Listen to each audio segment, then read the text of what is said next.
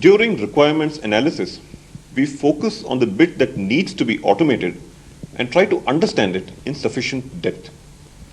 The primary end product of requirements analysis for the E&R system would be a document that described the details of the processing that took place in E&R, or more precisely, the details of that part of the processing which was to be supported or automated by the proposed system. Requirements analysis involves getting into a lot of detail and can be quite an intense and time-consuming activity. We were developing a system for computation of commission for sales engineers in a client organization. Now that may seem like a trivial problem. After all, how complicated can computation of commission be? But it was. Let me give you a flavor. Each sales engineer was awarded a commission based on the weighted combination of commissions of a particular set of sales engineers in a region.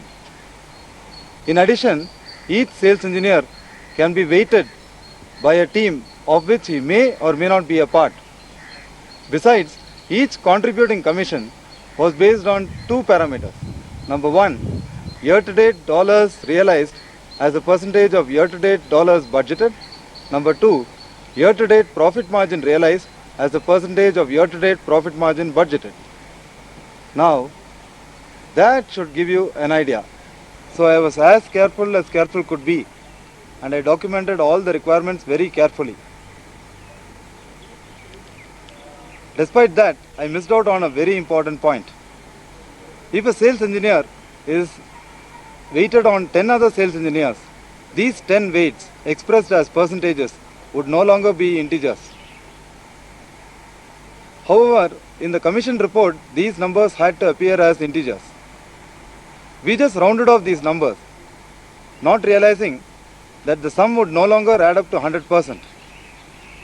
This flaw was pointed out to us late during testing. We were able to eventually solve this problem, but had lost valuable time.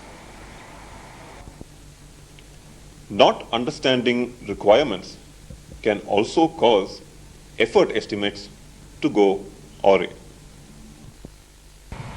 We were to develop a client-server application using Visual Basic screens and IBM mainframe as the server. The project was supposed to comprise of 4 modules and was to last us 6 months. When the customer gave us the request for proposal, it had an innocuous statement which said we must use object method technology. We didn't pay too much attention to this at that time. We estimated this whole project as we would estimate any traditional application, which is each unit would have its own Visual Basic screen, it would have its own private COBOL program to which only it would talk. However, the customer had other ideas.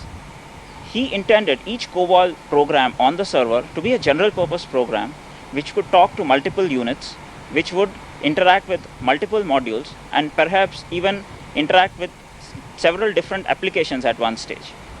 It took us a good 2 months for both us and the customer to realize that we were thinking along different ideas.